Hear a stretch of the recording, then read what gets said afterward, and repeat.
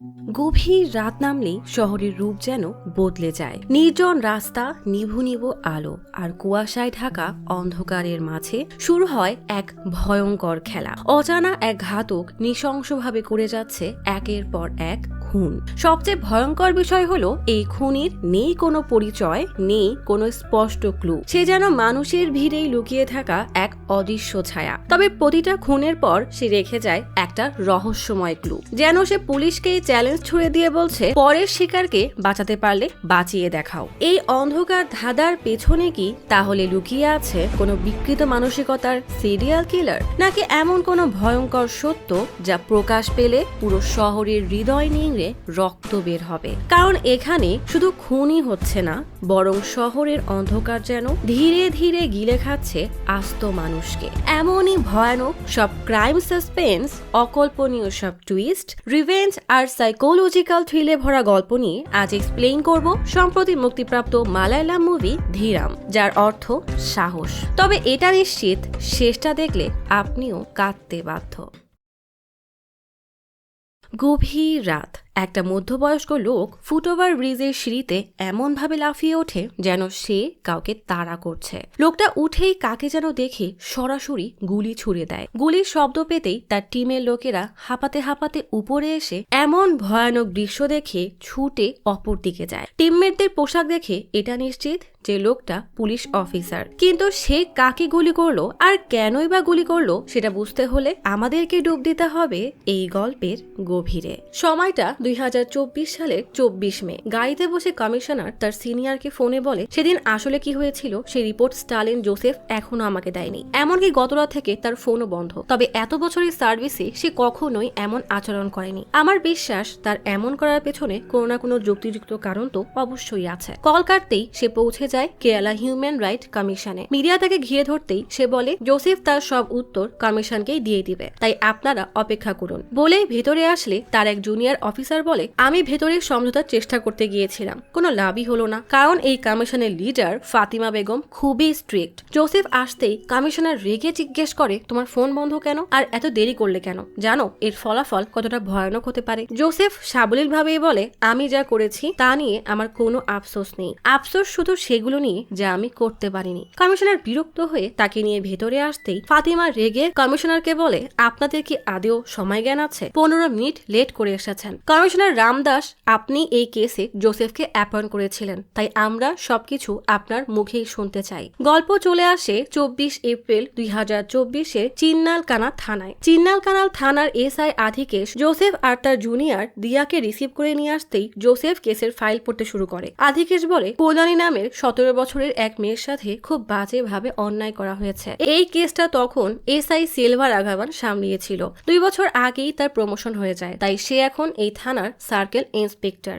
সব শুনে জোসেফ বলে, কিছু গুরুত্বপূর্ণ তথ্য সংগ্রহ করতে আমরা সবার আগে হিল ভ্যালি স্কুলে যাব। স্কুলে এসে জোসেফ প্রিন্সিপাল ডেভিডকে বলে, ক্যালিকাটের একটা কেসের জন্য 2017-18 ব্যাচের স্টুডেন্টদের তথ্য লাগবে। স্টুডেন্টদের ডিটেলস দেখতে দেখতে জোসেফের নজর আটকে যায় আলতাফ হোসেন নামের একজন স্টুডেন্টের ফাইলে। গল্প চলে আসে 3 সপ্তাহ আগে, অর্থাৎ 7 এপ্রিল 2024-এ। পুলিশের গাড়ি এসে থামে কিংডম হোটেলের কার পার্কিং এ। কমিশনার ক্রাইম স্পটে আসতেই তদন্ত অফিসার জানায়, ভিকটিম রিটায়ার্ড আইজি জ্যাকব স্যারের ভাতিজা। ছেলেটা গুরুপিথাম ইঞ্জিনিয়ারিং কলেজের মেকানিক্যালের ফাইনাল ইয়ারের স্টুডেন্ট ছিল। বন্ধুদের সাথে ডিজে পার্টি করে বের হওয়ার সময় ঘটনাটি ঘটেছে। তার সব ফ্রেন্ডকে এখনো জিজ্ঞাসাবাদ করা হচ্ছে। দেখা যায় ছেলেটার লাশ রক্তে একদম ভিজে গেছে। পুরো ফ্লোর জুড়ে শুধু তারই রক্ত। অফিসার জানায়, ভিকটিমের পাশে একটা রক্ত মাখা চাকু পাওয়া গেছে। সেই চাকু দিয়েই খুনি তাকে খুন করেছে। ভিকটিম জনের হাতে একটা ক্রসের লকেট পাওয়া গেছে। অপর হাতের ব্রেসলেটে লম্বা চুল আটকে ছিল। খুনি জনকে গলা কেটে খুন করার পরও তার বুকের একই জায়গায় বেশ কয়েকবার আঘাত করেছে। হয়তো খুনির জনের উপরে কোনো জমা রাগ বা ঘৃণা ছিল। ডিজে পার্টিতে উপস্থিত থাকা সকলকে জিজ্ঞাসাবাদ করা হয়। অফিসার জানায়, জনের কল রেকর্ড তারা খুব জলদি পেয়ে যাবে। বেসমেন্টের সিকিউরিটি গার্ড জানায়, সেই প্রথম লাশটা দেখেছিল। আসলে গত রাতে হঠাৎই বিদ্যুৎ চলে যায়। গল্প চলে আসে 6 এপ্রিল রাত 11:45-এ। হঠাৎ সব অন্ধকার হয়ে গেলে সিকিউরিটি গার্ড এসে এমার্জেন্সি লাইট জ্বালিয়ে দেয়। তখনই সে লক্ষ্য করে একটা গাড়ির অ্যালার্ম অনবরত বেজেই যাচ্ছে। সেদিকে তাকাতেই দেখে পা থেকে মাথা পর্যন্ত কালো পোশাকে মোড়ানো কেউ তাড়াহুড়ায় চলে যাচ্ছে। বিষয়টাকে পাত্তা না দিয়ে সামনে তাকাতেই দেখে একটা মেয়ে আহত হয়ে পড়ে আছে। যে গাড়ি থেকে অ্যালার্ম বাজছে তার পাশেই রক্ত ভেজা জনের লাশ পড়ে আছে। ভয়ে সে দৌড়ে সবাইকে ডেকে নিয়ে আসে। কমিশনার জিজ্ঞেস করে, তুমি কি সেই লোককে চিনতে পারবে? লোকটা বলে, না, কারণ আমি তার চেহারা ভালো করে দেখিনি। তদন্ত অফিসার জানায় যে মেয়েটাকে এখানে পাওয়া গিয়েছিল। এসআই দিয়া তাকে হাসপাতালে নিয়ে গেছে। কমিশনার ক্রাইম সিন থেকে বের হতেই মিডিয়া তাকে একদম ঘিরে ধরে। কোন রকমে তাদের থেকে সরে গাড়িতে উঠলেই সান্ধিয়া নামের এক সাংবাদিক জানায় কিংটন হোটেলের বেসমেন্টে জন কুরিয়ানের লাশ পাওয়া গেছে, যে বড় বিজনেসম্যান আব্রাহাম কুরিয়ানের ছেলে এবং সাবেক আইজি জ্যাকব কুরিয়ানের ভাতিজা। এই খবর দেখে এক রেস্টুরেন্টের সব ওয়ার্কার কেন যেন কাজ বাদ দিয়ে হা হয়ে খবরটা দেখছে। তখনই ক্যাফের ওনার রাধিকা সেখানে আসলে এক ওয়ার্কার এসে বলে, আপনি মনে হয় খবর দেখেননি, কেউ জনকে মেরে ফেলেছে। রেস্টুরেন্টের ওনার বেশ তাচ্ছিল্য করে বলে, জন হয়তো কোনো মেয়ের পিছু করতে গিয়েছিল, লোকজন তাকে ধরলে মারামারি করে পরে মার খেয়ে নিজেই মারা গেছে। ওয়ার্কারটা চলে গেলে সান্ধিয়া যখনই বলে খুনটা রাত 11টা থেকে 1টার মাঝে হয়েছে, মেয়েটা কি নিয়ে যেন চিন্তায় পড়ে যায়। সেই রাতে বেসমেন্টে ফিদা নামে যে মেয়েটাকে পাওয়া গিয়েছিল সে আর তার বাবা কেন যেন তাড়াহুড়া করে ব্যাগ গুছিয়ে বের হতে যায়। তখনই দরজায় পুলিশ দেখে দুইজনই বেশ হকচকিয়ে যায়। এসআই দিয়া বলে, জনের মার্ডার কেসের ব্যাপারে ফিদার সাথে কথা বলতে এসেছে। ফিদার বাবা শাহজাহান অবাক হয়ে জিজ্ঞেস করে, এমএলএ আপনাদেরকে কল দেয়নি? এসআই জোস রেগে বলে, জনকে খুন করা হয়েছে আর ফিদা খুনের একমাত্র সাক্ষী, তাহলে তাকে জিজ্ঞাসাবাদ করতে কেউ আমাদেরকে আটকাতে পারবে না। ফিদা কিছু বলার আগেই তার বাবা ঘাবড়ে বলে, আমাদের মেয়ে কখনো ওসব জায়গায় যায় না, শুধুমাত্র সেদিনই গিয়েছিল। দিয়া বিরক্ত হয়ে তাকে থামিয়ে দিলে ফিদা জানায় শনিবার রাত 9:30টায় ফিদা তার কিছু বান্ধবীদের সাথে ওখানে গিয়েছিল। সবাই পার্টিতে গেলেও ফিদা গাড়িতে বসে মুভি দেখছিল। হঠাৎ গাড়ির অ্যালার্মের শব্দ পেলে সে গাড়ি থেকে নেমে দেখতে যায়। তখনই হঠাৎ বিদ্যুৎ চলে যায় আর পুরো বেসমেন্ট অন্ধকারে ডুবে যায়। ফিদা ভয়ে ভয়ে মোবাইলের ফ্ল্যাশ চালিয়ে এগোতেই দেখে গাড়ির পাশে রক্তাক্ত লাশ পড়ে আছে। ভয়ে আটকে দৌড়ে তার গাড়ির দিকে যেতে গেলেই পিলারে বাড়ি খেয়ে সেখানেই অজ্ঞান হয়ে পড়ে যায়। সব শুনে ফরেন্সিক টিম তার থেকে স্যাম্পল কালেক্ট করে। অফিসার জোস বলে, যদি তোমার কোনো বয়ান মিথ্যা হয় আর আমরা সেটা প্রমাণ করতে পারি তাহলে এর ফলাফল খুবই খারাপ হবে। ফিদার চেহারায় ভয়ের ছাপ স্পষ্ট বোঝা যায়। চেকপোস্টে তখন এক ছেলেকে ধরা হয়। ছেলেটা জানায় সে আসলে এক ফ্রেন্ডের বাসায় ছিল, ভোর হওয়ার আগে বাসায় ফিরতে হবে তাই এই রাস্তায় এসেছে। ব্লুয়ারি চেক করলে দেখা যায় ছেলেটা মাত্রাতিরিক্ত ড্রিঙ্কস করেছে। ছেলেটাকে থানায় আনা হলে আর এক অফিসার হতবাক হয়ে বলে, এই তো আমাদের এসপি জোসেফ স্যারের ভাই। যে অফিসার ছেলেটাকে গ্রেফতার করেছে সে বেশ অবাক হয়ে বলে, জোসেফ স্যারের তো শুধু একটা বোনই আছে, তাহলে এই ছেলেকে? অফিসার জানায় আসলে জোসেফ স্যারের বাবা তাদেরকে না জানিয়ে আর একটা বিয়ে করেছিল। এই ছেলে সেই ঘরের সন্তান, মানে জোসেফ স্যারের সৎ ভাই। সকাল হতেই জোসেফ ছেলেটাকে থানা থেকে ছাড়াতে আসলে ছেলেটা জোসেফের উপর রেগে বলে, আমার কারোর সাহায্যের দরকার নেই, আমার মা আমাকে এখান থেকে ছাড়িয়ে নিবে। জোসেফের বেশ রাগ হলেও কিছুই বলে না। তখনই কমিশনারের কল আসায় জোসেফ হওয়ার কথা না বাড়িয়ে কমিশনারের অফিসে আসে। কমিশনার জানায় সে আইজি কুরিয়ানের ভাইয়ের কেসের জন্য স্পেশাল ইনভেস্টিগেশন টিম বানিয়েছে। জোসেফ সেই গ্রুপের হেড আর এসআই দিয়া এবং জোস তাকে সাহায্য করবে। জোস আর দিয়ার সাথে ক্রাইম স্পটে এসে জোসেফ ফিদা আর সেই সিকিউরিটি গার্ডের বয়ান খুব ভালো করে পড়ে দিয়া আর জোসকে বলে ফরেন্সিক টিম থেকে বিস্তারিত নিয়ে আসতে। সবাই চলে যেতেই জোসেফ মনে মনে বলে, আমি দুইটা প্রশ্নের উত্তর এখনো পাইনি, যে জন কেন পার্টি বাদ দিয়ে এখানে আসলো আর ফিদাই বা কেন পার্টিতে না গিয়ে একাই গাড়িতে বসে থাকলো। তার মনে হয় হয়তো ফিদা আর জন সেই রাতে পার্টিতেই ছিল। হঠাৎ জন আর ফিদা ব্যক্তিগত সময়ের জন্য ফিদার গাড়িতে এসে বসতেই জনের গাড়ির অ্যালার্ম বেজে ওঠে। জন তার গাড়ি চেক করতে নামতেই আচমকা বিদ্যুৎ চলে যায়। জন গাড়ির মৃদু আলোয় সেখানে যেতেই পেছন থেকে আচমকা কেউ তার গলায় চাকু দিয়ে কোপ দিয়ে দেয়। জন কিছু বুঝে ওঠার আগেই তার বুকে একের পর এক আঘাত করতে থাকে। এরপর লাশটা ফেলে তার হাতে ক্রুশের লকেট দিয়ে চলে যায়। জনের কোনো সারা শব্দ না পেয়ে ফিদা মোবাইলের আলো জেলে চেক করতে এসে জনের এই ভয়ানক অবস্থা দেখে পালাতে গেলেই পিলারে মাথায় বাড়ি খেয়ে বেহুশ হয়ে পড়ে হয়ে যায়। জোসেফ যখন এসব ভাবনায় মগ্ন তখন দিয়া এসে জানায় ফরেন্সিক রিপোর্ট মতে জনের শরীরে পাওয়া ফিঙ্গারপ্রিন্ট আর হেয়ার স্যাম্পল ফিদার স্যাম্পলের সাথে মিলে গেছে। জোসেফ তার টিম নিয়ে ফিদার বাসায় আসতেই ফিদার বাবা ঘাবড়ে বলে সামনের সপ্তাহে ফিদার বিয়ে, ফিদা যা বলেছে সব সত্য। জোসেফ ফিদার দিকে তাকাতেই ফিদা কান্না করতে করতে বলে আমি আপনাকে সব সত্যি বলছি। ফিদা জানায় তখন ঘড়িতে 11টা বাজে। পার্টিতে জনের সাথে তার পরিচয় হয়। কথা বলতে আমার গাড়িতে বসতেই জনের গাড়িতে শব্দ হয়। জন আগে সেটা চেক করতে চায়। জনের কোনো সাড়া না পেয়ে ফিদা যখন চেক করতে চায় তখন দেখে জনের লাশ পড়ে আছে। তার মানে জোসেফ যেটা ভেবেছিল সেটাই সত্যি। জোসেফ দিয়াকে বলে ফিদা আপাতত আমাদের সাসপেক্ট লিস্ট থেকে বাইরে। দিয়া জানায় জনের ক্রাইম সিনে একটা সিগারেটের বাট পাওয়া গেছে। সেখানে লিপস্টিকের মার্ক আর রক্তের দাগ পাওয়া গেছে। রক্তটা ছিল জনের। তাহলে কি খুনি কোনো মেয়ে? জোসেফ বলে হতে পারে, আবার এটাও হতে পারে যে খুনি আমাদেরকে ভুল পথে পরিচালিত করতে সিগারেটের বাটটা রেখে গেছে। তুমি জনের কেস থেকে পাওয়া সব স্যাম্পল ভালো করে চেক করে দেখো। তখনই জোশ এসে জানায় জনের নামে ওয়েস্ট হিল থানায় একটা কেস রেজিস্টার হয়েছিল। কেসটা করেছিল রাধিকা এস নায়ার নামের একটা মেয়ে। রাধিকার কাছে আসলে সে জানায় সে আসলে জনকে ব্যক্তিগতভাবে চেনে না। একদিন জন আচমকা ক্যাফেতে এসে কিরান নামের এক লোকের উপরে চড়াও হয়ে বলে তোকে না কতবার মানা করেছি আমার গার্লফ্রেন্ড থেকে দূরে থাকবি, আজ আমি তোর গার্লফ্রেন্ডকে নিয়ে যাব।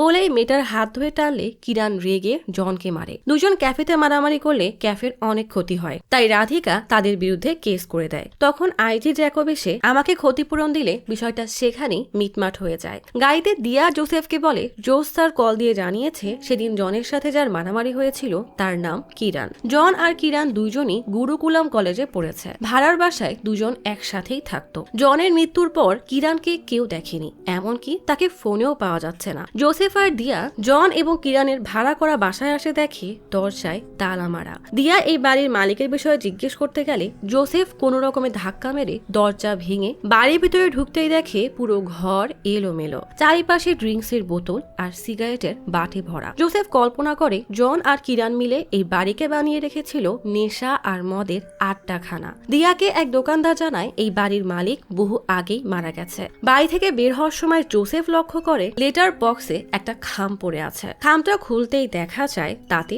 জনের নাম আছে। খামে একটা ছবি, ছবিতে লেখা জন তোমাকে আমি ততক্ষণ কোপাবো যতক্ষণ না আমার মন শান্তি পায়। জার্নালিস্ট শ্রদ্ধা তখন তার রুমে বসে রিপোর্ট করছিল। হঠাৎ অন্ধকারের মাঝে কেউ তার কাঁধে হাত রাখতেই সে কেঁপে ওঠে। সাথে সাথে বিদ্যুৎ চলে আসলে শ্রদ্ধা হেসে বলে তুমি তো আমাকে একদম ভয় পাইয়ে দিয়েছিলে। তবে জানো এই প্রথম আমি কোনো ক্রাইম কেস একা কভার করছি, তাও আবার সাবেক আইজি জ্যাকবের ভাতিজা জনের মার্ডার কেস। সিলভি নামের মেয়েটা বিরক্ত হয়ে বলে আপাতত কাজ রাখো, আমি ফ্রেশ হতে যাচ্ছি, তুমি খাবার অর্ডার দাও। এপ্রিলের 14 তারিখ সেন্ট জোসেফ চার্চের সামনে একটা গাছে একটা ঝুলন্ত লাশ পাওয়া যায়। শ্রদ্ধাকে তার রুমমেট সিলভি ক্রাইম স্পটে নামিয়ে দিয়ে চলে যায়। শ্রদ্ধা দ্রুত লাশের কয়েকটা ছবি তুলে নিতেই তদন্ত অফিসার রেগে বলে সবকিছুর একটা প্রসেস আছে, এভাবে আপনি ছবি তুলতে পারবেন না। জুনিয়রদেরকে বলে সবাইকে সাইডে সরিয়ে দেয়। এরপর তার জুনিয়রকে বলে ভালো করে ক্রাইম সিন সিল করো, আর হ্যাঁ খোঁজ নাও যে কোনো মিসিং কেসের সাথে এই ভিকটিমের মিল আছে কিনা।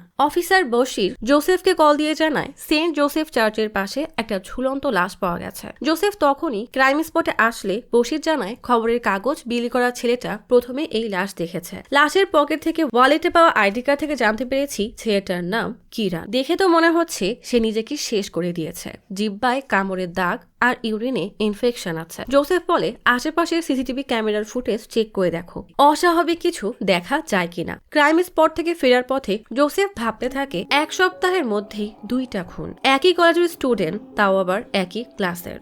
একটা হত্যা আর আরেকটা নিজেকে শেষ করেছে। জোস অনুমান করে বলে কিরান যখন জানতে পারে আমরা ওকে খুঁজছি তখন হয়তো সে নিজেকে শেষ করে দিয়েছে। দিয়া বলে দেওয়ালে জনের মৃত্যু নিয়ে যেটা লেখা ছিল সেটা কিরানের হ্যান্ডরাইটিং এর সাথে ম্যাচ করছে না। এবার আমাদের দেখানো হয় আসলে গত রাতে কি হয়েছিল। 2024-এর 13 এপ্রিল শনিবার রাতে হুডি পরা সেই খুনি কিরানকে ঝুলিয়ে মারে, তারপর একটা ঘোলা পানির বোতল ফেলে চলে যায়। জোসেফ বলে এমনও তো হতে পারে দুইজনকেই হত্যা করা হয়েছে আর আর দুইজনকে একই মানুষ মেরেছে। পরের দিন শ্রদ্ধা রাধিকার কাছে এসে জিজ্ঞেস করে, গত এক সপ্তাহে গুরুকুলাম কলেজের 2টা স্টুডেন্ট মারা গেছে। জানতে পেরেছি তুমি নাকি পুলিশে কমপ্লেন করেছো। ওদের নাকি একটা মেয়ে নিয়ে ঝামেলা হয়েছিল। তুমি কি জানো সে কে? রাধিকা বিরক্ত হয়ে বলে, আমি কাউকেই চিনি না, আর আমি তোমাকে জবাবদিহি করতে বাধ্য না বলেই রাধিকা চলে যায়। দিয়া জোসেফকে জানায় অটোপসি রিপোর্টে তেমন সন্দেহজনক কিছুই আসেনি। হতে পারে কিরান নিজেকেই শেষ করে দিয়েছে। তবে জনের কেসের ফিঙ্গারপ্রিন্ট আর কিরানের কেসের ফিঙ্গারপ্রিন্ট ম্যাচ হয়ে গেছে। জোসেফ বলে, তার মানে রক্ত মাখা চাকু আর পানির বোতল ওগুলো ইচ্ছা করেই আমাদের জন্য রাখা হয়েছিল। কিন্তু কেন? এর উত্তর জানতে পারলেই এই কেসটা সলভ হয়ে যাবে। জোশ সিসিটিভি ফুটেজ এনে দেখায় সেন্ট জোসেফ রোডে রাত 11টার পর মোট 34টা গাড়ি যাতায়াত করেছিল। পাশের রোডে আরো একটা ক্যামেরা আছে। ওই রোডে যেতে বড় জোর 4 মিনিট লাগে, কিন্তু একটা লাল রঙের জিপ সেখানে যেতে 38 মিনিট লাগিয়েছে। গাড়ির মালিকের নাম কীর্তি শিব দাসান, মেয়েটা কিরানের বোন। জোসেফ তখনই কিরানের বাসায় গেলে দেখে সেখানে জিপটা পার্ক করে রাখা। কিরানের বাবা বলে, যা বলার আগেই তো বলেছি, আবার কি হয়েছে? জোসেফ জিপের কথা জিজ্ঞেস করলে কিরানের বাবা বলে, ওটা আমার মেয়ে কীর্তির। দিয়া কীর্তিকে জিজ্ঞেস করে, শনিবার রাতে তোমার গাড়ি কে চালাচ্ছিল? কীর্তি বলে, জানি না, আমি তো ইউকেতে ছিলাম, সোমবার রাতেই দেশে এসেছি। দিয়া পাসপোর্ট চেক করতে চাইলে কিরানের বাবা বলে, 1 মাস ধরে ওই গাড়ি কেউ ব্যবহারই করেনি, চাইলে বাসার ক্যামেরার ফুটেজ দেখতে পারেন। জোশ সেই ফুটেজ চেক করতে যায়। বাসা থেকে বের হওয়ার সময় ডাক পিয়ন জোসেফের পাশ দিয়ে একটা চিঠি নিয়ে যায়। জোসেফ জোশকে বলে, শহরে যত ক্যামেরা আছে সবগুলো থেকে শনিবার রাতের ফুটেজ নিয়ে আসো। কোথাও না কোথাও তো ওই কিলারের ফেস ধরা অবশ্যই পড়বে। জোসেফরা চলে যাওয়ার সময় কীর্তির বাবা এসে একটা চিরকুট দেয়। সেখানে প্রথম খুনের মতোই ছবিতে লেখা, জন, তোমাকে মারার পর কিরানকেও শেষ করে দিব। থানায় এসে জোসেফ 2টা লেটার মিলিয়ে দেখে জায়গাটা একই দেয়ালের, একই রকমের হ্যান্ডরাইটিং এর, এবং ছবিও তোলা হয়েছে একই ক্যামেরা দিয়ে। সবকিছুতে 3টা বিষয় কমন, তা হলো গুরুকুলাম কলেজ। 2 ভিকটিমের বাসায় খুন করার পর ছবি পাঠানো হয়েছে। পরাপর 3টা শনিবারের রাতে খুন করা হয়েছে। জোসেফকে প্রজেক্টর রুমে ডেকে দেখায় জন এবং কিরানের মার্ডারের দিন খুনি একটা জিনিস কমন ছিল, সেটা হচ্ছে কালো হুডি। খুনে কীর্তির গাড়ির নম্বর প্লেট ব্যবহার করেছে, বুলেট বাইকের নম্বর টাও নকল ছিল। জোসেফ জনের মার্ডার স্পটে গিয়ে পোস্ট বক্স দেখে বলে, আমাদেরকে আরো সতর্ক হতে হবে। জন কিরানের পরিবার এবং তার আত্মীয় স্বজনদেরকে আমাদের মনিটরে রাখতে হবে। দিয়া জিজ্ঞেস করে, আমরা কি তাহলে সিরিয়াল কিলারকে খুঁজছি? জোসেফ বলে, হ্যাঁ, তার কাছে গভীর কোনো মোটিভ আছে, হয়তো এখন সে তার পরবর্তী টার্গেটকে খুঁজছে। অপরদিকে সত্যি খুনি তখন দীপকের ফার্ম হাউসের সামনে দাঁড়ানো। আজ 20 এপ্রিল 2024 রাত 10:30 বাজে। দীপক ওয়াশরুমে, খুনি তখন অ্যাটাক করতেই যাবে, আচমকায় কলিং বাজলে খুনি লুকিয়ে পড়ে। দীপক দরজা খুলে দেখে ড্রাগ ডিলার এসেছে। দীপক ড্রাগ নিয়ে খুশি হলে সেই ডিলার বলে, একটা সাহায্যের দরকার ছিল, আমাদের কাছে কিছু ড্রাগস আছে, সেগুলো শহরের বাইরে নিতে চাই, কিন্তু পুলিশের জন্য নিতে পারছি না। দীপক ব্যাগ নিয়ে চলে গেলে জব্বার জিজ্ঞেস করে, সে কি এই কাজটা করতে পারবে? ডিলার বলে, এমএলএ ছেলের গাড়ি কে আটকাবে? দীপক রেডি হয়ে ফার্ম হাউসে তালা মেরেই বেরিয়ে পড়ে। এদিকে শহরের সব রোডে চেকপোস্ট বসানো হয়েছে। জোসেফ কন্ট্রোল রুম থেকে সবগুলো রাস্তার উপরে নজর রাখছে। দীপক চেকপোস্টে আসতেই গাড়ি না থামিয়ে ফুল স্পিডে চলে যায়। পেছনেই খুনির বাইক, কিন্তু পুলিশের নজর দীপকের গাড়িতে। কিছুদূর পরেই জঙ্গল এরিয়াতে এসে পুলিশ লক্ষ্য করে দীপকের গাড়ি রাখা, ভেতরে কেউ নেই, ডিকিতে ড্রাগস ভর্তি ব্যাগ। পুলিশ সেই ব্যাগটা নিয়ে চলে যায়, কিন্তু খুনি তখন দীপকের মুখ চেপে জঙ্গলের আড়ালে লুকিয়ে আছে। পুলিশ এমএলএর কাছে গিয়ে দীপকের কথা জানিয়ে বলে, এটা একটা সিরিয়াস ম্যাটার, এখনই ওর বিপক্ষে অ্যাকশন নিতেই হবে। দীপকের মা রেগে বলে, দীপক এসবের সাথে জড়িত না, রিপোর্ট এমনটাই লিখবে। পুলিশ চলে গেলে এমএলএ দীপককে বারবার কল করে, কিন্তু দেখা যায় তার ফোন পড়ে আছে গাড়ির মধ্যে। দিয়া জোসেফকে জানায় এখনো কোনো রিপোর্ট পাওয়া যায়নি। জোস বলে, হয়তো 2টা মার্ডারের পর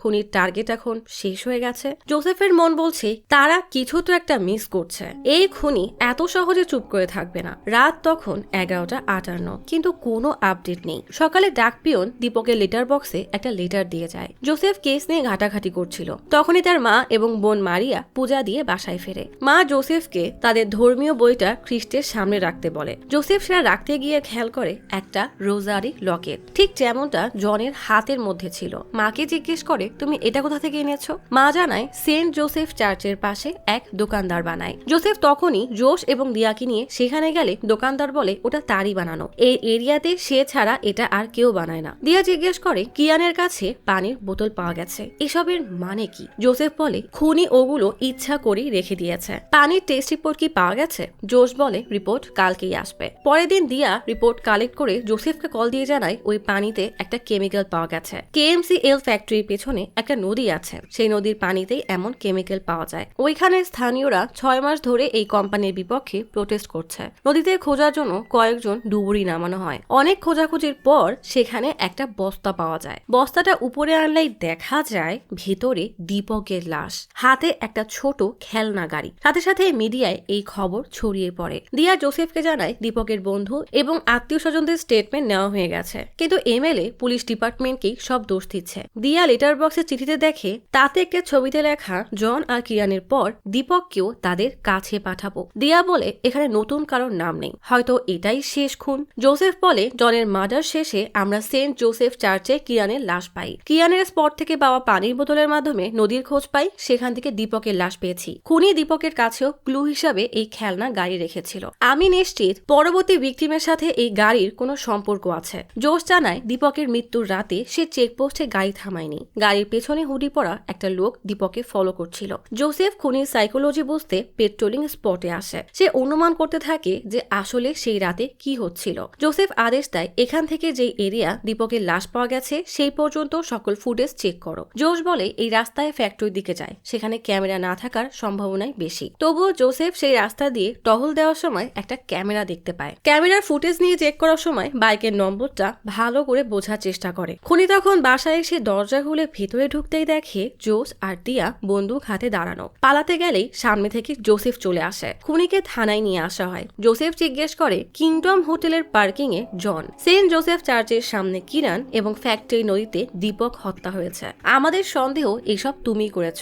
আমাদের কাছে উপযুক্ত প্রমাণও আছে। রাধিকা, তার মানে সেই রেস্টুরেন্টের ওনার। রাধিকা বলে জন এবং কিরানকে আমি মারিনি, কিন্তু দীপককে আমি মারতে চাইতাম। আমার বোন নীতির বয়স মাত্র 14 বছর ছিল। দীপক নীতিকে মাতাল করে তার সাথে অন্যায় করে রাস্তায় নামিয়ে দেয়। নীতি মাতাল অবস্থায় রাস্তা পার হতে গেলে একটা ট্রাক এসে তাকে চাপা দিয়ে যায়। আমার বোনটা ছটফট করতে করতে সেখানেই মারা যায়। দীপকের শিকার শুধু নীতি একা না, আরো অনেক মেয়ে। সেদিনই আমি সিদ্ধান্ত নিয়েছিলাম ওকে একদম জানেই মেরে ফেলবো, তাই আমি ওর পিছু করছিলাম। কিন্তু মাঝপথে উল্টা দিক থেকে একটা গাড়ি আচমকা চলে আসায় আমি সাইডে পড়ে যাই। তখনই পুলিশের গাড়ি আমার পাশ দিয়ে চলে যায়। আমি দীপককে মারার আগেই জানতে পারি অন্য কেউ দীপককে মেরে ফেলেছে। জোসেফ থানায় আসলে জোস জানায় দীপকের ল্যাপটপে একটা ভিডিও পাওয়া গেছে। ভিডিওতে দীপকের সাথে জন, কিরান এবং আরো একজন মিলে ভিকটিমের মুখ ঢেকে তার সাথে অন্যায় করছে। এটা 6 বছর আগের ভিডিও। চিন্নাকানাল থানায় এর একটা রিপোর্টও করা হয়। ভিকটিমের মুখ ঢাকা থাকায় জানা যায়নি সে কে।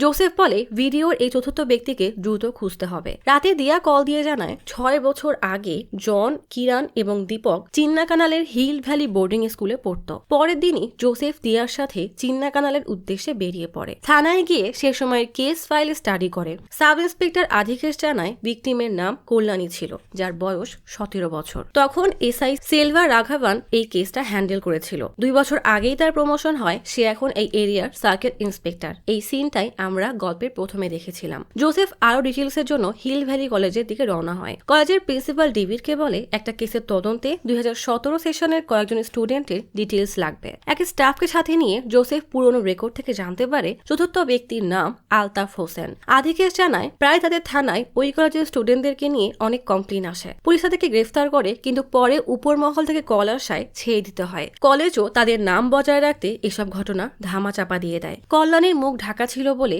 সে আসামিদেরকে ভালো করে দেখতেও পারেনি। কল্যাণীর বাসায় গেলে কল্যাণীর বাবা অরবিন্দের সাথে দেখা হয়। আধিকেশ বলে জোসেফ স্যার কল্যাণী সম্পর্কে জানতে এসেছে। অরবিন্দ বিরক্তি নিয়ে বলে এত বছর হয়ে গেছে, আপনারা এখন আমার মেয়েকে ছাড়তে পারলেন না। জোসেফ বলে একটা মার্ডার কেসে তদন্ত করতে গিয়ে কল্যাণীর ভিডিও সামনে আসে। আমাদের অনুমান ওটা কল্যাণীই ছিল। আমরা কল্যাণীকে দেখতে চাই। অরবিন্দ বলে কল্যাণীকে ওই ভিডিওতে দেখা গেলেও আমার মেয়ের কোনো অভিযোগ নেই। জোসেফ জানায় অন্যায়কারী 4 জনের মধ্যে 3 জনেরই খুন হয়ে গেছে। অরবিন্দ জানায় ওই ঘটনার পর কল্যাণী একটা চিঠি লিখে চলে যায়। আমি কখনো তাকে খোঁজার চেষ্টাও করিনি, কারণ সমাজ এ ধরনের মেয়েকে বাঁচতে দেয় না। তাই ভেবেছি ও এমন জায়গায় গিয়ে থাকুক যেখানে শান্তিতে মাথা উঁচু করে বাঁচতে পারবে। জোসেফ কল্যাণীর ছবি দেখতে চাইলে অরবিন্দ ভেতর থেকে কল্যাণীর একটা ছবি নিয়ে আসে। জোসেফ দেখেই হতবাক হয়ে যায়। এটা তো সেই সাংবাদিক মেয়েটা যে সবসময় সব মার্ডার কেসে রিপোর্ট করতে আসতো, মানে সান্ধিয়া। কল্যাণীর ফোনে একটা মেসেজ আসে, হয়তো এটা আলতাফের লোকেশন।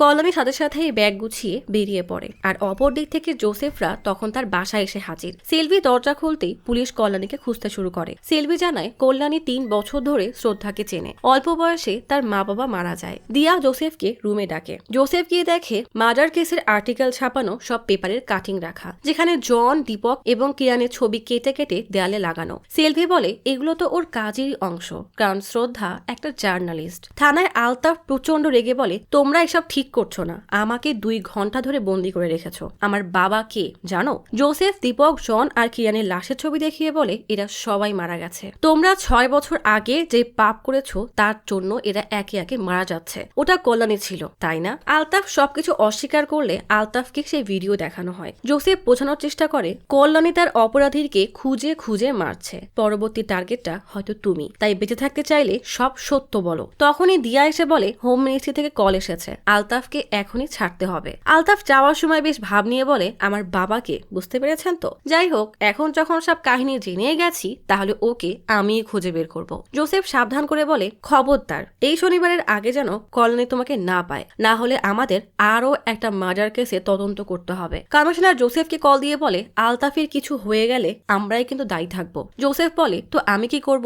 আলতাফের বাবা ক্ষমতা দিয়ে ওকে ছাড়িয়ে নিয়ে গেছে, তবুও 48 ঘন্টা আলতাফকে নজরে রাখবো। জোসেফ তখনও আলতাফকে ফলো করছে। 27 এপ্রিল রাত 11:15 আলতাফ একটা বাসায় আসে। জোসেফ তার টিম নিয়ে সেই বাসার সামনে এসে দাঁড়ায়। কিছুক্ষণ পর গাড়ি থেকে নেমে চারপাশের পরিস্থিতি বোঝার চেষ্টা করে। দিয়া বলে, সময় তো হয়ে গেছে, আমরা কি কিছু মিস করে যাচ্ছি? জোসেফ আবারও সেই ভিডিওটা ভালো করে দেখে। নিজেকে সেই জায়গায় অনুমান করলে তার মাথায় খেলে যে ভিডিওতে 4 জন থাকলেও সেখানে আরো একজন ছিল যে ওই ভিডিওটা করছিল। জোসেফ সময় নষ্ট না করে জলদি ভেতরে যায়। ভেতরে আলতাফ তখন তার বন্ধুদের সাথে মিলে ড্রাগস নিচ্ছে। জোসেফ 2-1জনকে ধরে চড় মেরে আলতাফকে জিজ্ঞেস করে সেদিনের ভিডিওটা কে করছিল। আলতাফ বেশ ভাব দেখিয়ে বলে, বলবো না। কি করবেন? জোসেফ আলতাফের মুখ এবার অ্যাকুরিয়ামের মধ্যে চুবিয়ে ধরে। তার দম আটকে আসলে তুলে নিয়ে বন্দুক দেখাতেই ভয়ে আলতাফ বলে, আমাদেরই একটা ক্লাসমেট ছিল যার নাম লিওন, সে এখন কোথায় আছে তা জানি না। স্কুল লাইফ শেষে তাকে আর কখনোই দেখা যায়নি। অপরদিকে লিওন অয়েল ফ্যাক্টরিতে তালা মেরে বের হচ্ছিল। হঠাৎ পাশের এক গোডাউনে তালা খোলা দেখে সেটাকে পাত্তা না দিয়ে যেতে গেলেও ভিতর থেকে একটা শব্দ আসে। শব্দটা কেন আসে সেটা চেক করতে গিয়ে সব আলো জ্বালিয়ে দেয়। হঠাৎ একটা ছায়া দেখে উপরে তাকাতেই হুডি পরা কল্যাণীকে দেখে আটকে ওঠে। দৌড়ানো শুরু করতেই খুনি উপর থেকে বাক্সটা লিওনের মাথায় মেরে তাকে ফেলে দেয়। এরপর নিচে এসে অগ্নি নির্বাপক সিলিন্ডার দিয়ে বাড়ি মেরে ফেলে। কল্যাণী লিওনের বাসার সামনের পোস্ট বাক্সে একটা চিঠি রেখে যায়। ফ্যাক্টরি ম্যানেজার লিওনের লাশ দেখে জলদি পুলিশে কল দেয়। জোসেফ স্পটে এসে দেখে দীপকের মার্ডারের সময় পাওয়া ক্লু অনুযায়ী লাল গাড়ির মধ্যেই লিওনের মুখ থ্যাতলানো লাশ পড়ে আছে। তার লাশের উপরে হিল ভ্যালি নামের একটা চাবির রিং। গোডাউনের ভেতরে রক্তের দাগ দেখে জোসেফ ধারণা করে লিওনকে মেরে টানতে টানতে গাড়িতে এনে রেখেছে। কিন্তু কল্যাণীর মতো মেয়ের পক্ষে এটা কি একা করা সম্ভব? ঘড়িতে তখন 1টা বাজে। জোসেফ দৌড়ে সিসিটিভি ফুটেজ চেক করতে যায়। ফুটেজে দেখা যায় কিভাবে লিওনকে মারা হয়েছে। কমিশনার জোসেফকে ডেকে বলে, খুনি কে তা জানার পরও তাকে কেন ধরছো না? জোসেফ বলে, আমরা চেষ্টা চালিয়ে যাচ্ছি, সব থানায় ছবি দিয়েছি, খুব দ্রুতই ধরে ফেলবো। শহরের সব জায়গায় দেওয়ালে দেওয়ালে কল্যাণী ছবি লাগানো। কল্যাণী সেটা দেখে শয়তানি একটা হাসি দেয়। হিল ভ্যালি কলেজে গিয়ে চাবির রিং দেখাতেই স্টাফ জানায় এটা তাদের না। স্টাফ বহু বছর ধরে এই কলেজে আছে, কিন্তু এমন চাবির রিং সে আগে কখনো দেখিনি। দিয়া জোসেফকে লিওনকে ডাক পোস্টের মাধ্যমে পাঠানো চিঠি এনে দেয়। তাতে লেখা, লিওন, তোমাকে মারার পরে আলতাফকে মারবো। জোসেফ এবার মহা চিন্তায় পড়ে যায়। জোসেফ আলতাফের জিমের বাইরে দাঁড়িয়ে নজরদারি শুরু করে দেয়। আলতাফ জিম থেকে বের হলেই জোসেফও তার পিছু করে। আলতাফ একটা নির্জন রাস্তায় এসে দেখে সামনে চাকু হাতে কল্যাণী দাঁড়িয়ে আছে। আলতাফ রেগে গাড়ি নিয়ে কল্যাণীকে মারতে গেলেই কল্যাণী সরে যায়। কল্যাণীকে কোথাও দেখতে না পেয়ে আলতাফ গাড়ি থেকে নামতেই আচমকা কল্যাণী এসে হামলে পড়ে, কিন্তু কোনোভাবে আলতাফকে আঘাত করতে পারে না। আলতাফ কল্যাণীর গলা চেপে ধরে বলে, তোকে তো সেদিনই মেরে ফেলা উচিত ছিল। কল্যাণী প্রতিশোধ নিতে নিজেকে ছাড়িয়ে আঘাত করতেই যাবে, তখনই জোসেফ এসে তাকে ধরে ফেলে। ইন্টারোগেশন রুমে 4 অপরাধী ছবি দেখিয়ে জিজ্ঞেস করে, এদেরকে চেনো? কল্যাণী বলে, হ্যাঁ। জোসেফ এবার সেই ভিডিও দেখায়। কল্যাণী সেগুলো সহ্য করতে না পেরে চোখ সরিয়ে নিতেই দিয়া জিজ্ঞেস করে, এই ভিডিওতে মেয়েটা কি তুমি? আর ওদেরকে কি তুমিই মেরেছো? কল্যাণী শয়তানি একটা হাসি দিয়ে বলে, হ্যাঁ, আমি বিচার চেয়েছিলাম কিন্তু কেউ দেয়নি, তাই আমি ওদেরকে উপযুক্ত উপযুক্ত শাস্তি দিয়েছি। আমার জীবন ওরা নরক বানিয়ে দিয়েছিল। জোসেফ জিজ্ঞেস করে, তুমি সেদিন তো ওদের চেহারা দেখোনি, তাহলে কিভাবে বুঝলে যে এরাই সেই অপরাধী? কল্যাণী বলে, এমন কোনো পারফেক্ট ক্রাইম নেই যেখানে অপরাধীরা কোনো ক্লু ছেড়ে যায় না। জোসেফ ক্যামেরায় তোলা ছবি দেখাতেই কল্যাণী বলে, ওগুলো আমিই লিখে পোস্ট বক্সে রেখে আসতাম। জোসেফ বলে, কিন্তু এগুলো তো 4 বছর আগে ইনস্ট্যান্ট ক্যামেরা দিয়ে তোলা ছবি, ক্যামেরাটা এখন কোথায়? কল্যাণী জানায় ওটা তার এক বন্ধুর ক্যামেরা ছিল। জোসেফ কল্যাণীর বাসা থেকে আনা সেই ছবি দেখাতেই কল্যাণী বেশ ঘাবড়ে যায়। জোসেফ বলে, এটাও নিশ্চয়ই সেই ক্যামেরা দিয়ে তোলা, আর তোমার সেই বন্ধুই ছবিটা তুলে দিয়েছিল, সে এখন কোথায়? কল্যাণী রেগে বলে, আমি জানি না, এটা অনেক আগের ছবি। হিল ভ্যালির একজন ছবিটা তুলে দিয়েছিল। জোসেফ বলে, যার ক্যামেরায় ছবি তোলো তার নাম মনে নেই, আবার তাকে বন্ধুও বলছো? বিষয়টা বেশ রহস্যজনক। ল্যাব থেকে তথ্য পেয়ে দিয়া জোসেফকে জানায়, কল্যাণী যে চাকু দিয়ে আলতাফের উপর হামলা করেছিল তার ফিঙ্গারপ্রিন্ট বাকি মার্ডার কেসের ফিঙ্গারপ্রিন্টের সাথে ম্যাচ হয়নি। জোসেফ বুঝে যায় আসলে এই সিরিয়াল কিলার অন্য কেউ। আলতাফকে হামলা করার কিছুক্ষণ আগে কল্যাণী ফোন অন করেছিল, হয়তো আসল খুনির জন্যই সেটা হয়েছিল। খুনি জানতো পুলিশ আলতাফের পেছনে আছে, এই সময় আলতাফকে মারা সহজ না, তাই কল্যাণীর উপরে সব ফোকাস রাখে যেন আমরা কল্যাণীকে নিয়ে ব্যস্ত হয়ে পড়ি, আর সেই সুযোগে খুনি আলতাফকে মারতে পারে। ঠিক আছে, আমরা এখন সেই প্ল্যান অনুযায়ী এগোবো। কমিশনার মিডিয়ার সামনে এসে জানায় সিরিয়াল কিলার শ্রদ্ধাকে গ্রেফতার করা হয়েছে। সে পেশায় একজন টিভির সাংবাদিক। জোসেফ সেলভির সাথে দেখা করে জিজ্ঞেস করে, কল্যাণীর সাথে কি হয়েছিল তুমি কি জানো? তুমি হয়তো এটাও জানো কল্যাণী আসলে খুনি না, ওকে যদি বাঁচাতে চাও তাহলে যা যা জানো সব বলতে হবে। সেলভি জানায় 1.5 মাস আগে কল্যাণীর পোস্টের মাধ্যমে একটা চিঠি পায়, সেখানে লেখা ছিল তুমি সেই ন্যায় বিচার পাবে যা তুমি চেয়েছিলে। হোটেল কিংডম ডিজে হলে তোমার প্রথম প্রতিশোধ। জনের মৃত্যুর খবর জানতে পেরে আমরা বেশ অবাক হয়ে যাই। পরে আরো একটা চিঠি পাই, সেখানে লেখা ছিল দীপক এবং কিরণকেও মারা হবে। তাদের মারার পর খুনি কল্যাণীর সাথে দেখা করতে চায়। কল্যাণী জানে খুনি কে, কিন্তু সে বলবে না। জোসেফ নিজেই এবার সেই খুনিকে খোঁজার চেষ্টা করে। কল্যাণীর সেই পুরনো ছবিতে জানালার কাছে যে ছবি তুলেছে তাকে ঝাপসা দেখা যায়। দ্রুত দিয়াকে কল দিয়ে বলে ফেস রিকগনিশন এক্সপার্টকে ডাকিয়ে ছবিটা ভালো করে ক্লিয়ার করো। দিয়া ছবি ক্লিয়ার করে আনতেই জোসেফ ছবি দেখে হতবাক হয়ে যায়, কারণ এটা আর কেউ নয় বরং তারই সৎ ভাই জর্জ। জোসেফ জর্জের বাসায় আসতেই জর্জকে বলে জলদি ভিতরে চলো, কিছু কথা আছে। জর্জ কোনো কথা না বলতে চাইলে জোসেফ রেগে তাকে দেওয়ালের সাথে চেপে ধরে বলে তুমি কি চাও না চাও তাতে কিচ্ছু যায় আসে না, প্রশ্নের উত্তর দাও, না হলে জেলে বন্দি করে দিব, আর ভুলে যাব আমরা একই বাবার ছেলে। জোসেফ জর্জকে কল্যাণীর ছবি দেখিয়ে বলে তুমি কি একে চেনো? জর্জ বলে হ্যাঁ, হিল ভ্যালিতে পড়ার সময় পরিচয় হয়েছিল। জোসেফ জিজ্ঞেস করে এই ছবি তো তুমি তুলেছিলে তাই না? জর্জ বলে বাবা আমাকে একটা ক্যামেরা গিফট করেছিল, সেটা দিয়েই আমি শনিবারে বের হতাম, আশেপাশের সৌন্দর্য ক্যামেরায় বন্দি করতাম, কারণ কলেজে শুধুমাত্র শনিবারে বাইরে যাওয়ার অনুমতি ছিল। তেমনই এক শনিবারে চা বাগানে কাজ করার সময় জর্জ কয়েকজন কর্মী ছবি তুলছিল, সেটা দেখে কল্যাণীর বেশ ভালো লাগলে সে জর্জকে বলেছিল তারও একটা ছবি তুলতে। জর্জ খুশি মনে কল্যাণীর ছবি তুলে দেয়। জোসেফ জন, কিরান, দীপক আর লিওনের ছবি দেখিয়ে জিজ্ঞেস করে এদেরকে চেনো? জর্জ বলে হ্যাঁ, ওরা আমার ক্লাসমেট ছিল। জোসেফ বলে তোমার বন্ধুদের খুন হয়েছে তা কি জানো? জর্জ বলে ওরা আমার শুধুমাত্র ক্লাসমেট, কোনো বন্ধু না। জোসেফ পরের ফাইলে দেওয়ালে লেখা ছবিগুলো দেখালেই জর্জ বেশ ঘাবড়ে যায়, কারণ ছবিগুলা তার নিজেরই তোলা। সে সময় হোস্টেলের এক স্টাফ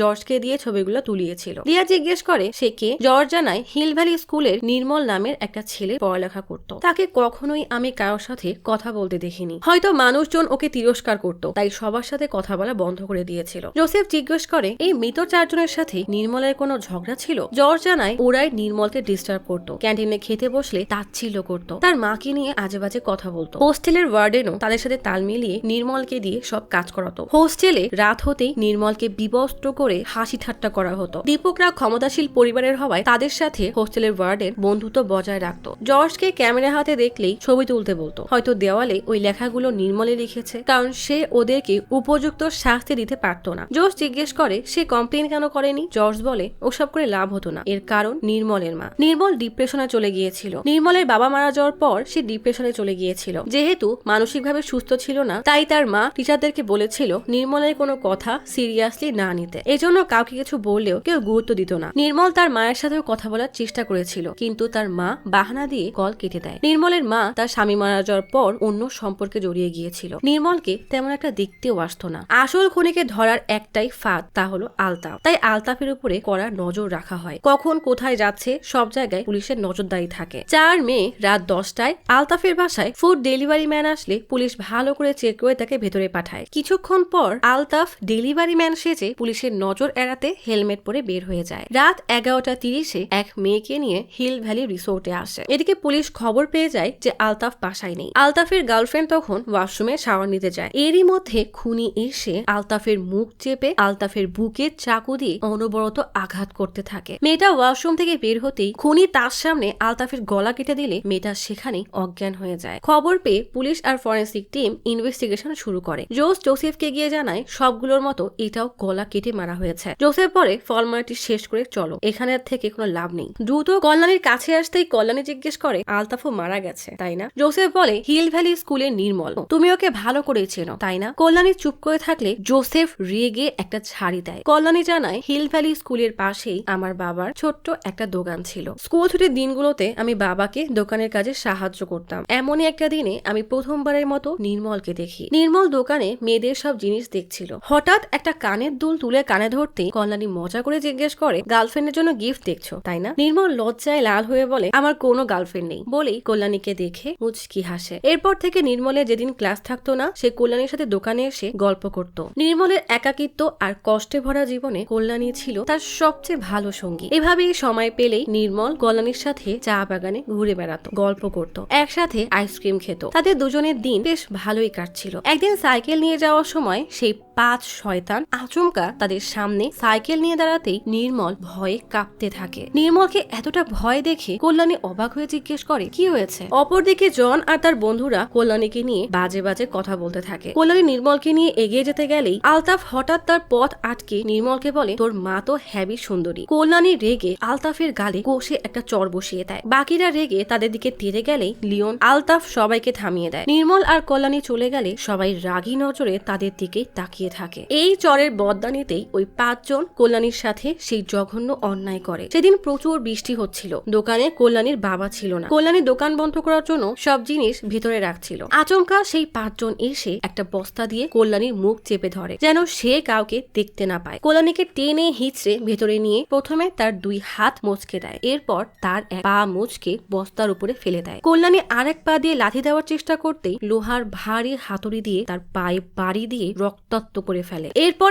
একজন কল্যাণীর এক হাত পা দিয়ে চেপে রক্তাক্ত করে দেয়, আর একজন আরেক হাতের আঙ্গুল মুচকে দেয়। কল্যাণীর আর্তনাদ শুনে এই নরপিশাচগুলো জোরে জোরে হাসতে থাকে। একজন ভিডিও করতে শুরু করলে বাকিরা কল্যাণীর সাথে চরম অন্যায় করে। সেদিন কল্যাণী চিৎকার করে তাকে ছেড়ে দিতে বলেছিল, কিন্তু মানুষরূপী পশুগুলোর তার প্রতি বিন্দুমাত্র দয়া হয়নি। সবাই যখন দোকান থেকে বের হয় তখন নির্মল সেই দোকানের দিকেই আসছিল। এদের সবাইকে দোকান থেকে বের হতে দেখে সে ভয়ে লুকিয়ে পড়ে। সবাই যেতেই দোকানের ভিতরে ঢুকে দেখে কল্যাণীর রক্তাক্ত অবস্থায় পড়ে আছে। কল্যাণীর সাথে এত বড় অন্যায় সে কোনোভাবেই মানতে পারে না। চিৎকার করে দিদি বলে ডাকতে থাকে। কল্যাণী তখন বেহুশ, তাই কিছুই জানতে পারেনি। নির্মল প্রচন্ড ট্রমায় মাথা চাপড়ে কান্না করতে করতে বাইরে চলে আসে। কল্যাণী বলে এরপর আমি আর কোনোদিনও ওই দোকানে যাইনি, আর নির্মলকেও কখনো দেখিনি। জোসেফ কেসের সব ভিকটিমের ছবি দেখে গভীর চিন্তায় ডুবে যায়। তখনই কমিশনার আসলে জোসেফ বলে আমার মনে হয় না আলতাফকে খুন করার পরই খুনের এই ভয়ানক খেলা শেষ হয়ে গেছে। আলতাফের লাশের উপর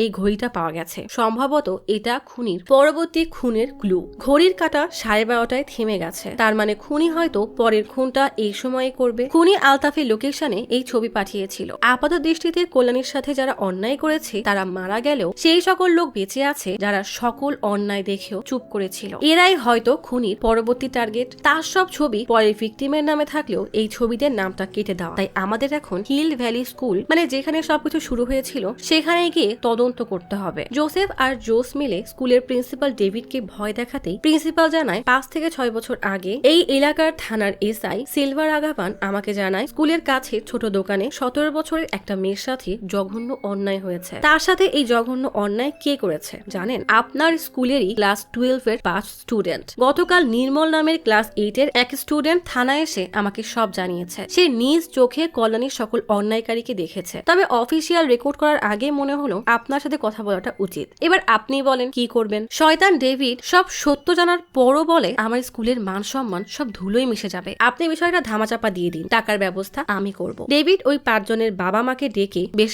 ভালো অ্যামাউন্টের টাকা জোগাড় করে সিলভাকে দিলে সিলভা সবাইকে বলে আপনার ছেলেদেরকে বলবেন নির্মলকে ভয় আর হুমকি দিতে, যেন সে কারোর সাথে কথা বলার সাহস না করে। নির্মলের এমন অবস্থা করবেন যেন ও কাউকে কিছু বললেও কেউ যেন ওকে বিশ্বাস করতে না পারে। ডেভিড জানায় আমি জানতাম ওই 5 জন নির্মলকে খুব ডিস্টার্ব করে, কিন্তু ওদের বাবা মা অনেক পাওয়ারফুল ছিল, তাই আমার পক্ষে কিছু করা সম্ভব ছিল না। নির্মলের তাদের প্রতি এত রাগ আর ঘৃণা জমেছিল যে সে তার রুমের দেওয়ালে সবাইকে মেরে ফেলার কথা লিখেছিল। হোস্টেলের ওয়ার্ডেন তখন আমাকে সব জানায়, আমি তাকে ওইসব লেখার ছবি তুলতে বলি। ওইসব ছবি দেখিয়ে তাকে স্কুল থেকে বের করে দিই, যেন সে আমাদের স্কুলের সত্যিটা কাউকে জানাতে না পারে। জোসেফ প্রচন্ড রেগে বলে, ক্লাস 8 এর একটা বাচ্চাকে এতটা মানসিক যন্ত্রণা দিলে সে এমন কথা লিখবে, এটাই স্বাভাবিক। আসলে নির্মলকে মানসিকভাবে ট্রমায় ফেলার জন্য আপনিও সমান দোষী বলেই শেষের ছবি দেখিয়ে বলে, দোয়া করেন যেন নির্মলের 6 নম্বর ভিকটিম আপনি না হয়ে যান। সেখান থেকে বের হতেই দিয়া কল করে জানায় আলতাফের গার্লফ্রেন্ড এখন কিছুটা স্বাভাবিক হয়েছে। জোসেফ বলে, দ্রুত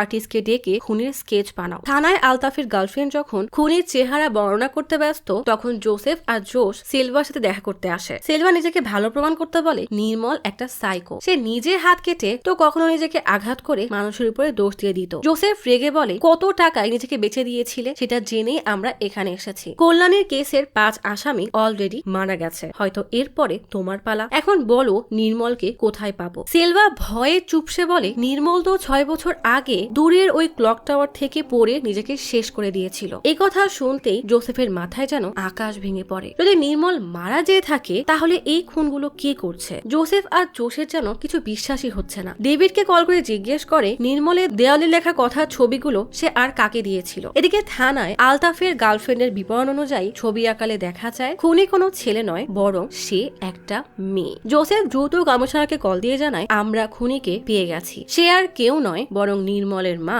বিমলা নিরঞ্জন। দেখা যায় সেদিন আলতাফকে বিমলাই নৃশংসভাবে খুন করেছিল। বিমলা তখন একটা চায়ের দোকানে বসে মনে করে 6 বছর আগের কথা। চিন্নাকালে বিমলার বাড়িতে সুদর্শন নামের এক পানাদার টাকা চাইতে আসতেই বিমলা অনুরোধ করে বলে, আমাদের কোম্পানির অবস্থা খুবই খারাপ, আমরা এতটা দেনায় ডুবে গেছি যে নিরঞ্জন এই চাপ সহ্য করতে না পেরে নিজেকে শেষ করে দিয়েছে। সুদর্শন হঠাৎ বিমলার কাঁধে হাত রেখে বলে, তুমি চাইলে তোমার ছেলে যখন বাসায় থাকবে না আমি আসবো, তাহলে তোমাকে আর কোনো টাকা দিতেই হবে না। বিমলা রেগে লোকটার হাত মুচড়ে ধরে, কিন্তু নির্মল ততক্ষণে এসব কথা শুনে মাকে ভুল বুঝে দৌড়ে ঘরে গিয়ে দরজা আটকে দিয়ে মাথা চেপে কান্না করতে থাকে। সে বিশ্বাসই করতে পারছে না তার মা এতটা নিচে নেমে গেছে। বিমলা দরজার উপাস থেকে চিৎকার করে বলে, তুমি আমাকে ভুল বুঝছো নির্মল। নির্মল তবুও মানতে চায় না। নির্মলকে যেন রোজ এই মানসিক অত্যাচার সহ্য করতে না হয়, তাই বিমলা তাকে বোর্ডিং স্কুলে ভর্তি করে দেয়। নির্মল কান্না করতে করতে মায়ের কাছে কাকুতি মিনতি করে যেন তার মা তাকে এখানে একা রেখে না যায়। এমনি বাবাকে হারিয়ে সে মানসিক সমস্যায় ভুগছিল, তারপর মাকে ছাড়া থাকার কথা সে ভাবতেই পারছে না। মা ছেলেকে তার অবস্থা তো আর বোঝাতে পারছে না, তাই রাগ করার ভান করে চলে আসে, কিন্তু নির্মল থেকে আড়াল হয়ে ঠিকই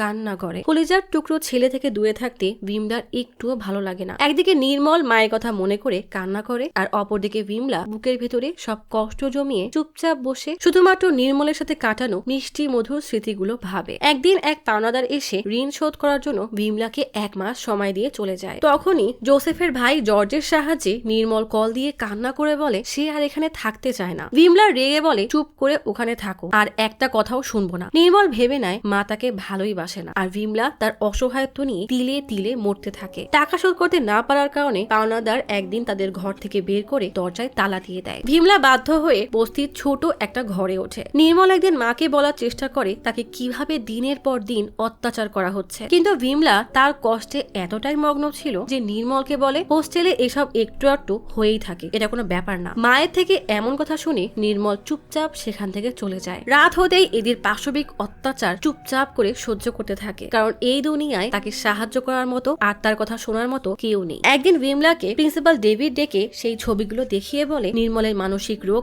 এতটাই বেড়ে গেছে যে সে দেওয়ালে এসব লিখে এদেরকে মারার হুমকি দিচ্ছে। সেদিন জনের নামে কমপ্লেন করেছে যে জন নাকি ক্লাস 10 এর মেয়ের সাথে মিসবিহেভ করেছে, অথচ সেই মেয়ে নিজেই বলেছে এমন কিছুই হয়নি। নির্মল এতটাই অসুস্থ যে সে কারোর সাথে কথাও বলে না। গত রাতে বলেছে তাকে নাকি এই 5 জন মারার চেষ্টা করেছে, কিন্তু হোস্টেল ওয়ার্ডেন জানিয়েছে নির্মল নিজেকে আঘাত করে এদের দোষ দিচ্ছে, সেটা ওয়ার্ডেন নিজ চোখে দেখেছে। নির্মল তার হাতের কাটার দাগ দেখাতেই মায়ের তার প্রতি প্রচন্ড রাগ হয়। নির্মলের সত্য কেউ বোঝার চেষ্টাই করে না। নির্মল মানসিকভাবে অসুস্থ বলে তাকে স্কুল থেকে বের করে দিলে মায়ের প্রচন্ড রাগ আর কষ্ট হতে থাকে। একদিকে তারা কিভাবে চলবে সেই চিন্তা, অপরদিকে ছেলের এসব পাগলামি। নির্মল মাকে কান্না করতে দেখে তার কাছে এসে তার সত্যটা বলার চেষ্টা করতেই মা রেগে বলে, তোর বাবা একরকমের জ্বালিয়ে গেছে, এবার তুইও শুরু করেছিস তাই না? ওরা আসলে ঠিকই বলে, তুই একটা মানসিক রোগী। মা মায়ের থেকে এমন কথা শুনে নির্মলের পুরো দুনিয়া যেন মূল্যহীন মনে হয়। সে এক দৌড়ে ঘরের বাইরে চলে গেলে মা তার ভুল বুঝে নির্মলকে খুঁজতে বের হয়। আশেপাশে কোথাও তাকে না পেয়ে দৌড়ে মেইন রোডে আসতেই দেখে সবাই জটলা পাকিয়ে কি যেন দেখছে। বিমলা ভিড় ঠেলে ভিতরে ঢুকতেই দেখে তার কলিজার টুকরো ছেলেটার নিথর রক্তাক্ত দেহ পড়ে আছে। এক দুনিয়ার সমান অভিমান আর কষ্ট নিয়ে অবুঝ নির্মল তার মাকে ছেড়ে চলে যায়। বেঁচে থাকার শেষ আশাটা হারিয়ে বিমলা নির্মলকে বুকে চেপে হাহাকার করে কান্না করতে থাকে। ক্লক টাওয়ারের ঘড়িতে 12:30 ঘন্টা বাজতেই বিমলা অবাক হয়ে সেদিকে তাকায়। সময়টা ছিল 2018 সালের ফেব্রুয়ারির শনিবার। এই জন্যই বিমলা তার সব ভিকটিমদেরকে শনিবারই মেরে ফেলে। গল্প চলে আসে বর্তমানে। ফোনের চার্জ শেষ বলে বিমলা একটা দোকান থেকে একজনকে কল করে বলে কাল তোমার সাথে দেখা করতে হবে। পরের দিন সকালে জোসেফ বিমলার বাসায় আসে। সেখানে গিয়ে পুরো বাসা খুঁজলেও কিছুই পায় না। আলমারির ভেতরে শুধুমাত্র পারিবারিক ছবি। সেগুলো দেখতে দেখতেই জোসেফ সেখানে একজনের ছবি দেখে বেশ অবাক হয়ে যায়। থানায় ফিরে সে সবাইকে বলে সিলভা রাঘাবানের উপরে সবসময় নজর রাখো। এদিকে সবাই প্রিন্সিপালের বাসার চারপাশে পাহারা দিতে থাকে। কন্ট্রোল রুম থেকে কল দিয়ে জোসেফকে জানায় বিমলার ফোন আপনা থেকে 1/2 কিলোমিটার দূরে সুইচ অন হয়েছে। আমি আপনার ফোনে লোকেশন পাঠাচ্ছি। জোসেফের মনে পড়ে যায় শেষ খুনের সময় ঘড়িটা 12:30 বন্ধ হয়ে গিয়েছিল। এটাই হয়তো খুনির পরের খুনের ক্লু। বিমলার ছেলে নির্মলাও ক্লক টাওয়ার থেকে পড়ে মারা গিয়েছিল। জোসেফ বুঝতে পারে যা হওয়ার এই ক্লক টাওয়ারেই হবে। জোসেফ সাথে সাথেই ক্লক টাওয়ারে গিয়ে দেখে বিমলা সেই হোস্টেলের ওয়ার্ডেনের সাথে কথা বলছে। জোসেফকে দেখেই বিমলা রামুর গলায় ছুরি ধরে। জোসেফ তাকে অনেক বুঝিয়ে বলে নির্মল যে নোটগুলো লিখেছিল তার উদ্দেশ্য কাউকে মারা না, আর তাছাড়াও নোটের লাস্ট লাইনটা আসলে রামুর জন্য লেখা হয়েছিল না। বিমলা কোনো কথা না শুনেই রামুকে চাকু মেরে দেয়। সাথে সাথেই জোসেফও বিমলার বুকে গুলি চালায়। বিমলা ক্লক টাওয়ার থেকে পড়ে সেখানেই মারা যায়। রামুকে হাসপাতালে নেওয়া হলে সে বলে আমি চাইলে নির্মলকে সাহায্য করতে পারতাম। তাকে যখন প্রচন্ড অত্যাচার করা হয়েছিল আমি নীরবে তার সমর্থন করেছি। সেই পাপের শাস্তি হিসাবে একটা অ্যাক্সিডেন্টে আমার সন্তান মারা যায় আর আমার স্ত্রী কথা বলা বন্ধ করে দেয়। একদিন স্ত্রীকে ডক্টর দেখাতে নিয়ে গেলে সেখানে আমি বিমলাকে দেখি। বিমলা তখন পুরোপুরি ডিপ্রেশনে চলে গেছে। আমি বিমলাকে নির্মলার সাথে হোস্টেলে হওয়া সব অত্যাচারের কথা জানাই। রামু বলে আপনার সন্তানের সাথে ওরা পশুর মতো আচরণ করেছে। তাদের সেই পাপের ভাগিদার আমি নিজেও। ছোট নির্মল যন্ত্রণায় মায়ের নাম নিয়ে চিৎকার করলেও তার মা নিজের ছেলের কথা কখনো বিশ্বাসই করেনি। কল্যাণীর সাথে হওয়া অন্যায়ের কথা নির্মল পুলিশকে জানাতেই সেদিন সবাই মিলে আবারও নির্মলকে ভয়ানক বাজে ভাবে অত্যাচার করে। মারতে মারতে তাকে ওয়াশরুমে নিয়ে কমোটের ময়লা পানিতে মুখ ঠেসে ধরে। এত অত্যাচার সইতে না পেরে নির্মল মা মা বলে চিৎকার করতে থাকে। রামু সেখানে আসলে তারা নির্মলকে ছেড়ে চলে যায়। সন্তানের উপরে এমন পাশবিক অত্যাচার হয়েছে শুনে বিমলা টুকরে কান্না করতে থাকে, কারণ নির্মল তাকে বারবার বললেও সে কখনোই ছেলের কথা গুরুত্ব দেয়নি। যদি সেদিন সে গুরুত্ব দিত তাহলে হয়তো তার ছেলেটা আজ বেঁচে থাকতো। রামু পুলিশকে বলে আমি জোসেফ স্যারকে সব জানিয়েছিলাম। তারপরও সে বিমলাকে এনকাউন্টার করে। এনকাউন্টার করার জন্য জোসেফের বিরুদ্ধে জুডিশিয়াল কোর্ট বসে। জোসেফ জানায় আমার যা সঠিক মনে হয়েছে আমি তাই করেছি। আপনাদের যে কোনো সিদ্ধান্ত আমি মেনে নিব। বাইরে এসে কমিশনার জিজ্ঞেস করে নির্মলার নোটের লাস্ট লাইন যদি ওয়ার্ডেন রামুর উদ্দেশ্যে না হয়ে থাকে তাহলে সে কাকে উদ্দেশ্য করে ওটা লিখেছিল। জোসেফ হেসে বলে এই সত্যটা আমার মৃত্যুর সাথেই দাফন হয়ে যাবে। আসলে হোস্টেলে নির্মলের রুমে গিয়ে জোসেফ কল্পনা করতে থাকে নির্মল কি লিখতে পারে। আসলে দেওয়ালে নির্মলের শেষ লেখা ছিল আমি আমার মাকে মেরে ফেলতে চাই, কারণ সে সবকিছু জানার পরও আমাকে সাহায্য করেনি। এই কথাটা জোসেফের সাথে সাথে বিমলাও বুঝে গিয়েছিল যে তার ছেলে আসলে তাকে কতটা ঘৃণা করে, কারণ বিমলার পারিবারিক অ্যালবামে নির্মল তার মায়ের সব ছবির মুখ কেটে পাশেই লিখে রেখেছিল I want to kill my mother. আর সেদিন নির্মলার বাসায় গিয়ে ফ্যামিলি অ্যালবামে এই ছবিগুলোই সে দেখেছিল। তাই সেদিন ক্লক টাওয়ারে বিমলা তার মৃত্যুর ফাঁদ নিজেই বিছিয়েছিল। বিমলা বলেছিল আমার ছেলের শেষ ইচ্ছাও আমি পূরণ করব। তাই গুলি লাগার পর সে নিজেই ক্লক টাওয়ার থেকে পড়ে মারা যায়। আসলে মানুষ সত্য জানার চাইতে নিজের বানানো সত্যটাকে মানতেই বেশি স্বাচ্ছন্দ্য বোধ করে। সবার চোখে বিমলা হিরো, কারণ সে তার সন্তানের সাথে হওয়া অন্যায়ের বদলা নিয়েছে। কিন্তু তার মা নিজেও যে সমান অপরাধী তা জোসেফ কাউকেই জানতে দেয়নি। আবার বিমলাকে মেরে সে নির্মলার শেষ ইচ্ছাটাও পূরণ করে দিয়েছে। সে নিজে দোষী হয়েও মায়ের মাতৃত্বকে বাঁচিয়ে রেখেছে সবার মাঝে। এই গল্পটা আমাদেরকে এটাই শিখিয়ে দিয়ে যায় যে ছোট বাচ্চারা হয়তো নানা সময় আমাদেরকে নানা কথা বলে, কিন্তু আমরা সেগুলো তাদের বাচ্চামি মনে করে ইগনোর করে যাই, যেটা আসলে অনেক বড় অপরাধ। বাবা মার কাঁধে সংসারের বা দুনিয়ার অনেক চাপ থাকতেই পারে, কিন্তু একটা সন্তান যখন তার বাবা মার কাছে মন খুলে কোনো কথা বলে তাদের উচিত সেই চাপগুলোকে একটা সাইডে রেখে বাচ্চার কথা মন দিয়ে শোনা, যেন সেই বাচ্চাটাও অনুভব করে যে আমি আমার বাবা মা না বরং একটা বন্ধুর সাথে কথা বলছি। ঘরের মধ্যে এমন বন্ধুত্বপূর্ণ পরিবেশ তৈরি করলেই একটা সন্তান সুস্থভাবে গড়ে উঠতে পারে, না হলে শেষমেশ তারাও হয়ে যেতে পারে ওই 5 জন নর পিশাচের মতো সাইকো, অথবা কেউ এতটা মানসিক চাপ নিতে না পেরে নিজেকে শেষ করতেও পারে। তাই আপন মানুষ থেকে ভালোবাসুন এবং পুরো দুনিয়াটাকে ভালো রাখুন।